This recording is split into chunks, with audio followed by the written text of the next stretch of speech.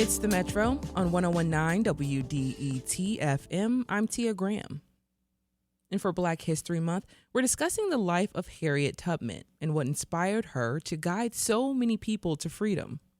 What do you know about her life, and contributions to helping others escape enslavement? What is known comes from the countless recounts of her heroism through biographies and the people who knew her personally. Harriet Tubman was born into slavery. She grew up in one of the darkest moments in the country's history, and she is often referred to as Moses and often described as a one-woman army. She was a landowner, a Civil War spy and hero, and an ecologist. Most notably, Harriet Tubman guided over 70 people into freedom. So, who or what was guiding her?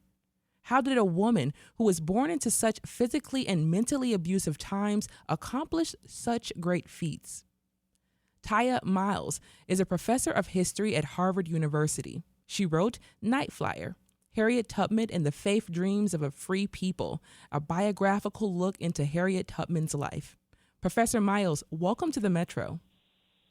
Thank you, Tia. Of course. So why was it important to you to research and write a book about the lesser-known facts of Harriet Tubman's life?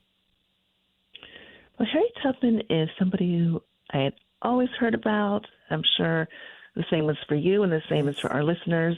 She's just such a famous figure.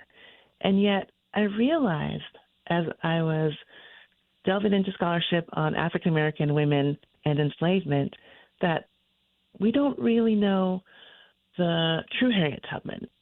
We don't understand who she was on the inside or what it took for her to do the remarkable things that she did. And I wanted to find out what drove her, what inspired her, what comforted her, and how it was possible for her to become Harriet Tubman. She, of course, was not born into that name or into the figure that we feel or think we know. And Professor Miles, as you were collecting and researching, what were your thoughts about Harriet Tubman before you began writing the book? What were some of the things that you were saying, I want to further expand on this? Well, one of the things that I was really concerned about was the way that Harriet Tubman stood out in my memory as kind of a cardboard cutout figure. Yeah. I remember those posters from grade school that they put up in February of the Black History heroes. And yes, we need those representations. In a moment like today, we see how important it is that we hold on to the right to display those images and to tell those stories. And yet she was just a picture on a poster. Mm-hmm. I wanted to understand better who she was and the multidimensionality of her character. And the first thing I became curious about actually was wonderful being on with you, because this became a question back in Detroit for me. I lived in Ann Arbor for a long time and spent a fair amount of time in Detroit looking into environmental issues. And I remember doing an environmental justice tour of Detroit. Oh, my goodness gracious. I mean, over a decade and a half ago, and learning from another scholar, Dorceta Taylor, that Harriet Tubman is someone who could be considered as an environmentalist, is what Dorceta Taylor said, because she was very connected with her environmental surrounds. So I took that notion from probably around 2005-ish, it was quite a while ago, and just tucked it away, Tia, and wondered over the years, what does it mean to think about Harriet Tubman in relation to the natural world, in relation to her environment? And over the years, I saved little bits and pieces of information about her and also other enslaved people and people who took their own freedom, and tried to see how nature was a part of that picture.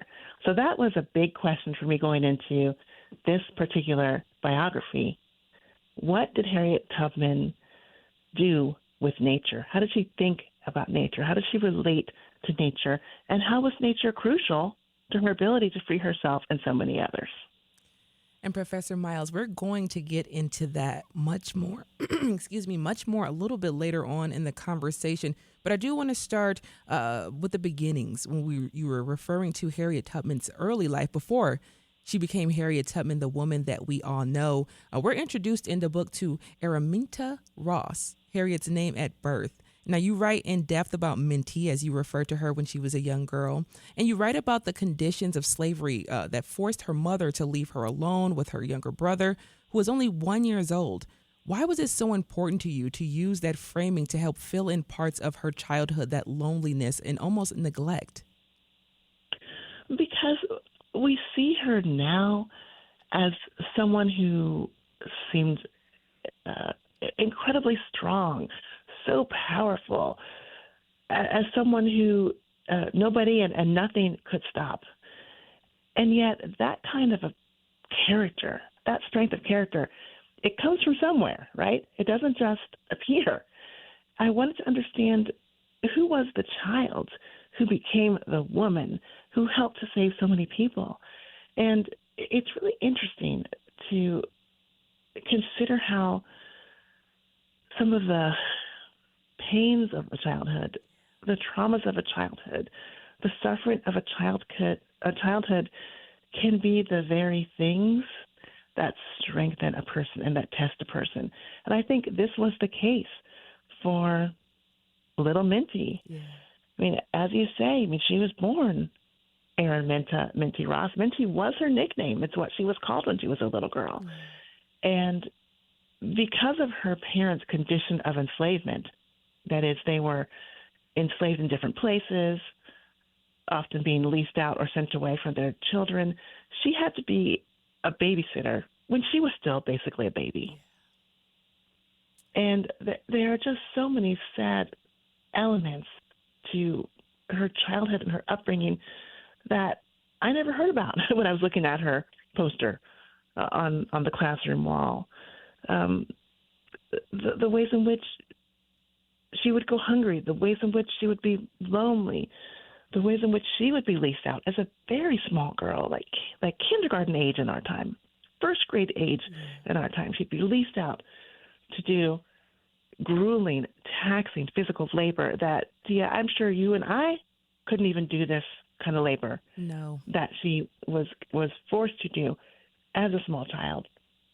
One of the stories that always sticks with me and comes to mind right now is when she was very young, the first time she was leased out. And I'll go into more detail on this if you ask me to. But the first time she was leased out, she was so desperately lonely. Mm-hmm. She missed her mother so much. This small little, kindergarten, first grade age Minty was just crying and crying and crying. And looking back on that day as an adult woman, she says that she remembers crying for her mother, wishing that she could only be back with her mother in her mother's bed. But then she would remember that her mother didn't even have a bed. Her mother basically slept on the floor in a dilapidated slave cabin on the property of their enslaver. That realization of just the terrible, dehumanizing treatment that she had, as a child, wishing to get back with her mother. Oh my goodness. It pierced my heart reading about some of these moments in Minty's young life. And Professor Miles, similar, reading the book, I instantly just felt a different I instantly gained a different understanding of not only just Harriet Tubman, but so many other children and people who were living at that time, and how their stories mirrored one another, and how this is something that was common and it was commonly happening. How, in your view, did those circumstances inform who she became? Mm-hmm.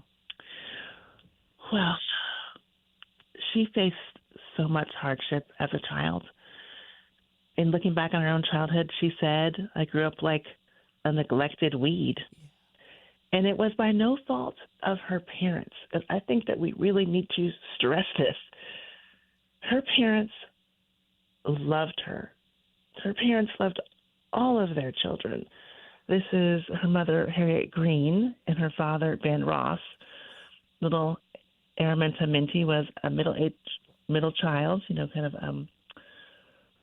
smack dab in the middle of their several children.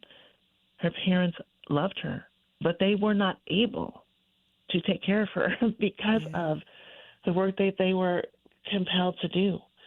And in this context, she had to find an inner source of strength, an inner source of support, because she's constantly being sent away from her parents. It turns out that inner source that she found from a small age was her belief in God. It was her faith. It was her religious belief. And her parents did teach her this, because Harriet and Ben were practicing Christians. They did attend a Methodist church there in the area.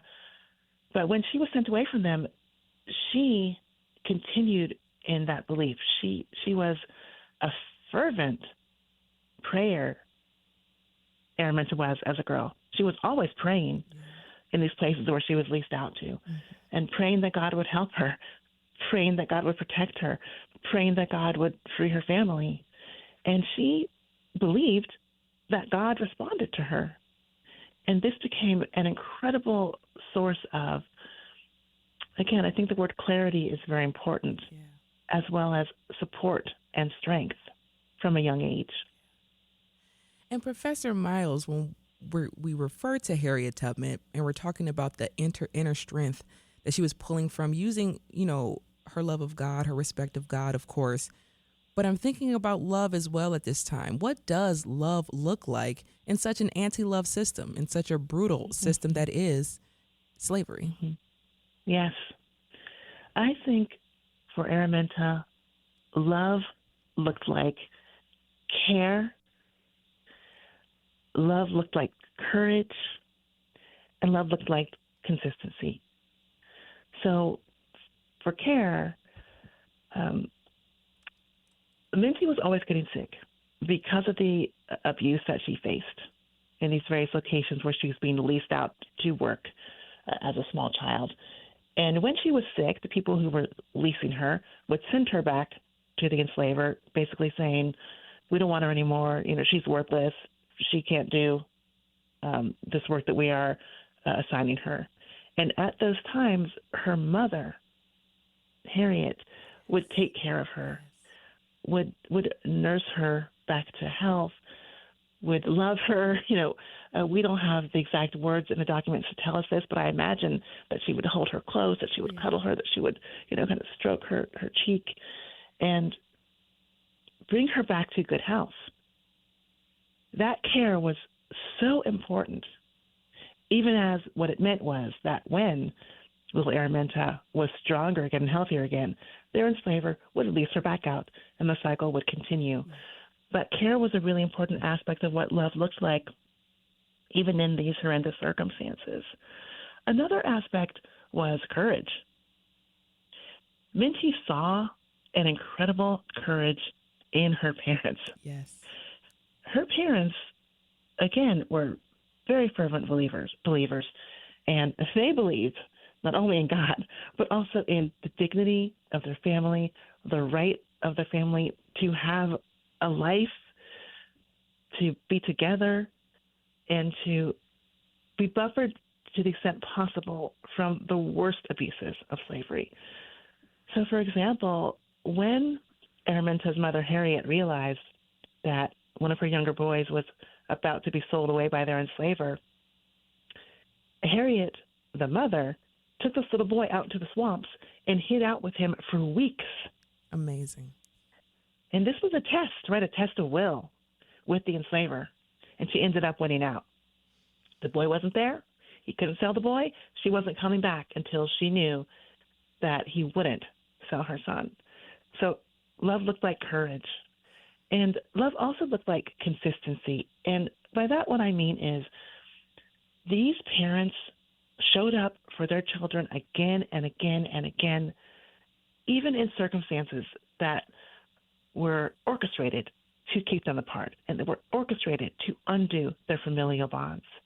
And Minty Araminta, who grew into the name that she chose for herself, Harriet, was consistently there for her family from a small age to a teenage girl to a young woman to an adult woman.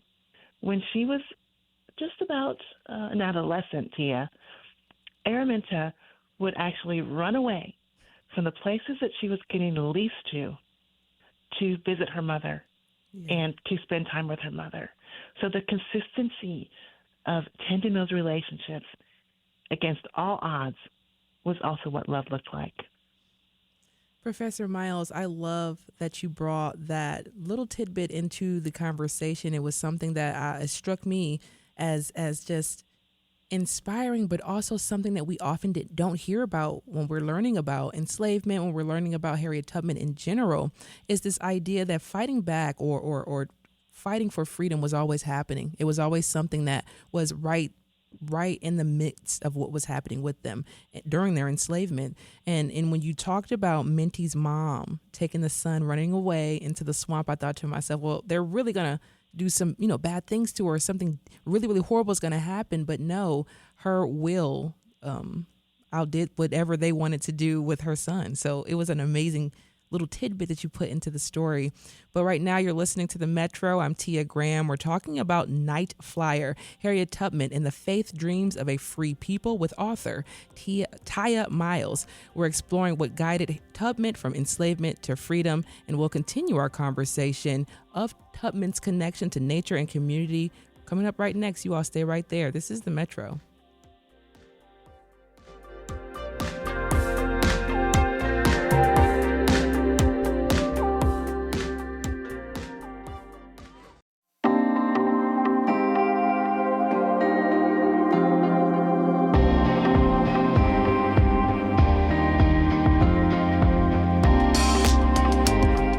Welcome back to The Metro. I'm Tia Graham, and you're listening to 1019 WDET.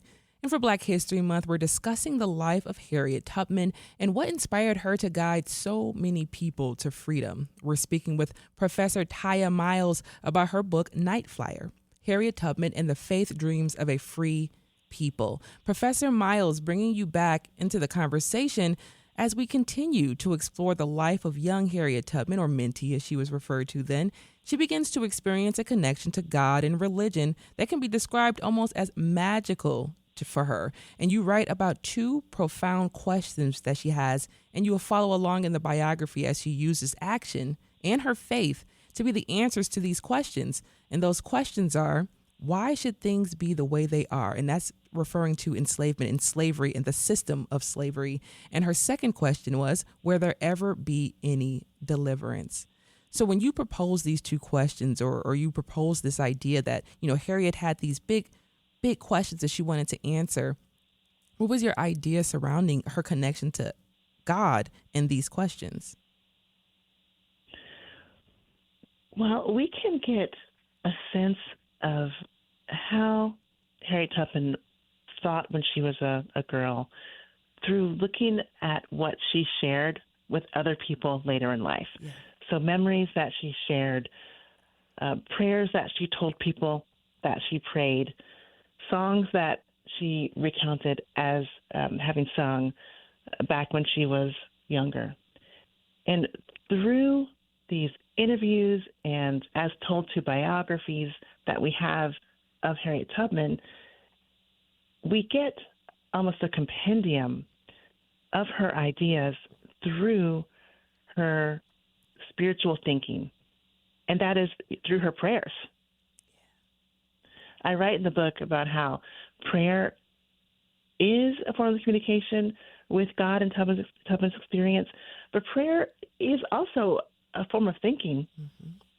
I don't know if anybody listening has experienced this, and maybe you're in the midst of a prayer and you realize that you're working something out. So you are talking to God, but you're also talking to yourself in a way and working through ideas. I looked to Harriet Tubman's memory of the prayers that she prayed when she was a child to arrive at those questions that you just read.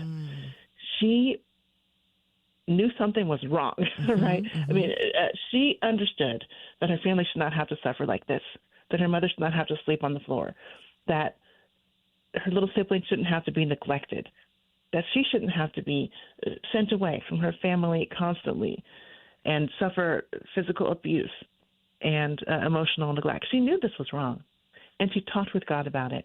That talking with God about it, those prayers, reinforced her sense of injustice. And then she called upon God to help her to be strong, and to help her fight from the time that she was a small girl.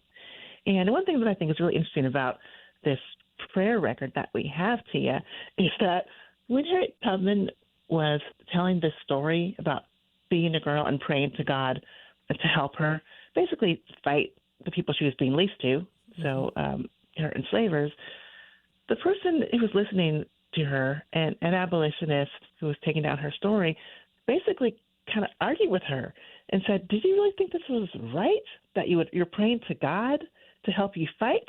This doesn't seem like a good thing to do, or perhaps a good thing for a woman to be doing." And Tubman says, "Yes, I thought it was right," and she was absolutely convicted in this notion that slavery was wrong. Freedom was what God wanted for her, her family, and her people, and that God was going to help her achieve that. Professor Miles, champion for freedom. She often referred to God being a champion for freedom. And when I heard that, and I think about our relationship to God today versus then, and this complex reality of what's happening. We have our enslavers, praying to God. We have the enslaved praying to God. So I just always thought when I read in your book, God being a champion for freedom, especially for Harriet Tubman, I was very grateful to have this opportunity to explore that with you. So why was it important that you explored this idea of God being a champion for freedom, but also morality for her? Well, you're right. It is a complex situation, Yes. a complex moment. There is a lot going on around Armenteros and her family in the 1820s and the 1830s on the eastern shore of the Chesapeake Bay in Maryland. There are lots of different religious positions and viewpoints, and religions can be argued in many different ways. We're experiencing that right now with the ways in which Christianity is being positioned and used in our politics. There are people who claim Christianity who have one set of views, and people who claim the same religion who have a totally opposite set of views, and multiply that many, many times. So it was the same thing in her moment. It was not only possible, but it was the norm that enslavers could have a certain view of Christianity. Of course, their view was multiple and complex. Not everybody agreed. And that the enslaved could have their view of Christianity. So Harriet Tubman and other enslaved people took a view of Christianity which was really looking through the lens of what it was like for the Jewish people to be enslaved in Egypt. And this notion that God defends the oppressed came from those stories in the Old Testament. This was a notion of Christianity which said that God was for Moses, right? God was for the people who are oppressed. That is where God stood. And that those who were doing the oppressing would eventually be bested if only those people who were oppressed would follow God and would have faith in God. So this is where Harriet Tubman kind of put down her stake, and where her family put down their stake, and where many enslaved people secured their belief in God around the notion that God stands for the oppressed. Professor Miles, you write about some of Tubman's contemporaries: Elizabeth, Jarena Lee, Zelphia, Elaw, and Julia Foote. And you made it a point to highlight the women who had similar connections to physical trauma that led to spiritual enlightenment. What does this tell us about spirituality when we talk about these profound traumatic experiences these women went through and spiritual enlightenment? Yes, well, I was quite fascinated by Harriet Tubman's religious belief. As you and I were saying earlier, when I started this project, I was most interested in the environmental aspects, which I think are very important and which connect with the religious aspects. Mm-hmm. But I didn't come into this project saying, I'm going to write a book about Harriet Tubman and religion. Yeah. I mean, far, far from it. But when I was looking at those primary sources that I was describing to you earlier, I saw God everywhere. It was just all over the place that Harriet Tubman's first go-to explanation for how she did what she did was that God helped her. God led her. She was following God's voice. She was following God's direction. So I basically had to write a book about religion because that's what the sources were saying. Yeah. And once I began to think about Harriet Tubman in relation to her faith, I also had to wonder about this picture we often have of her as a lone figure. Yes. As somebody who was just, by herself, trudging through the woods. And maybe she had people with her if she was leading a group to freedom on this journey that we're imagining, but the people would be kind of behind her. Mm-hmm. And she was the leader out front. That was a picture I had of her. But, I will just share that, I personally grew up going to a Black Baptist church in Cincinnati, Ohio, and nobody in that church was ever alone. People worked together. It was a community. Mm-hmm. So when I thought about Harriet Tubman as somebody who was so faithful, I had to ask myself the question, is that really a true picture of her? That she was somebody who was alone? And what the sources said was no. Because first of all, she always said God was with her. Mm. And if she believed God was with her, she was not alone. And then, in addition, there were other people. There were other girls, young women, older women who did remarkable things in Harriet Tubman's time and who attributed those things to God. This is something that I didn't think about before doing this project, and that is, yes, we only have one Harriet Tubman, but we have many more Black women who saw God as their anchor and who felt that they heard God's voice. And in response to that voice, went out there into the world and did a range of courageous things. And you just listed many of these women's names, people who I talk about in the book, who were also enslaved in Harriet Tubman's time, or who were born to parents who had been enslaved, or who were held as indentured servants in northern parts of the country, and who heard God's voice and felt called to do things that girls and women were not supposed to do, were not really allowed to do in that time period of the early 1800s and 1800s, and that is to preach. Professor Miles, I do want to jump in here because we are coming down to the wire, but that was something else that really stood out to me in your book was when you talked about these other women, the contemporaries of Harriet Tubman, the work that they were doing, preaching across, the North in Detroit, Cincinnati, New York, even in Canada. And listening to this and connecting it all, you also connected the fact that none of these women had partners or companions. A lot of them were solo, doing some of the things that they were doing. Why was that so unique to highlight to you?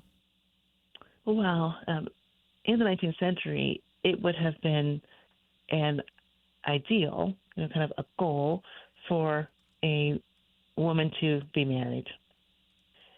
And this was the case for Black women as well as white women or women in the in the dominant majority culture.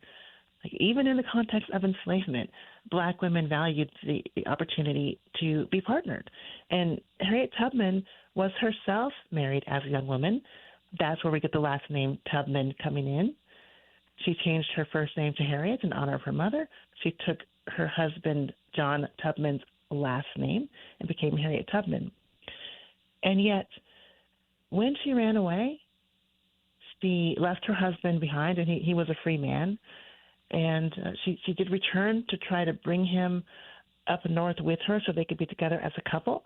But when she came back for him, she discovered, I am sure to her heartbreak, that he had already taken up with another woman. He was partnered with another woman. Yes. So she then was single for many years. And it turns out that the other women we've just been talking about were also single, oftentimes because they were widowed. And that singleness, I'm sure, was a challenge to them, but it also gave them a kind of a range of freedom that they would not have had, I argue, in the book, if they had been married.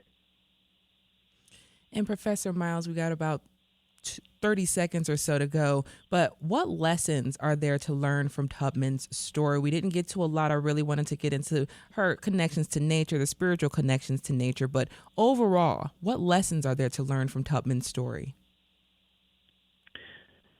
There are several things about Harriet Tubman that I think are helpful for us to think about in this moment that we're in. She lived in dark times, and I feel that we live in dark times. Yeah. And yet she was always looking up for the stars. This is where we get nature coming into her story in a very prominent way. You know, we all know, we've all heard that she would follow the North Star, and that is true. She would talk about that North Star. So even in darkness, she looked for the light. She kept her feet on the ground, moving forward, making her path by walking it, but she kept her eyes up toward the sky, toward her purpose, toward her God. And I think that we can follow that example of being planted, being firm, being in motion, moving forward, but not getting stuck down in the muck and the ugliness of what we're experiencing on the ground, and instead looking up to the sky for the stars, for the light. Tiya Miles is a professor of history at Harvard University. She is the author of Night Flyer, Harriet Tubman and the Faith Dreams of a Free People. Professor Miles, thank you so much for taking time out of your day to expand a little bit more on the life and times of Harriet Tubman. Thanks for having me, Tia. I really appreciate it.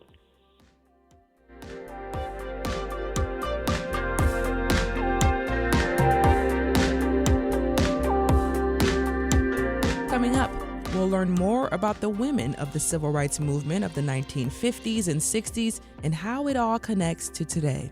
Stay right there. This is The Metro. We'll be right back.